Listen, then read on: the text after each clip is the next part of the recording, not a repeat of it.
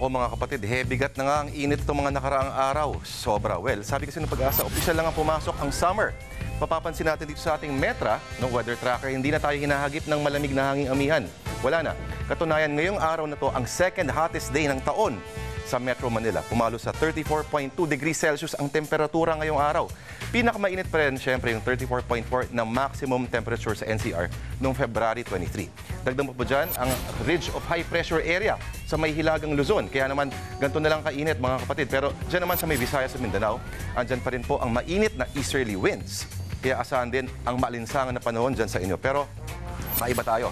Ang decibel level ay ang panukat kung gaano kalakas o kahina ang isang tunog. Halimbawa, ang normal na usapan ng tao ay pumapalo sa 60 to 70 decibels. Ang kiriring ng telepono nasa 80 decibels. Sa bandang 90 decibels naman, pag matagalan ng exposure, ay magdudulot ng pagkasira ng pandinig. Ang isang rock concert ay hahataw sa mga 115 decibels. Ang makina ng jet at putok ng baril ay 140 decibels. At ang boses ng senadora, ewan ko, itanong nyo na lang sa kanya. At yan ang ulat pa noon sa ngayon. Ako po si Lourdes Vera.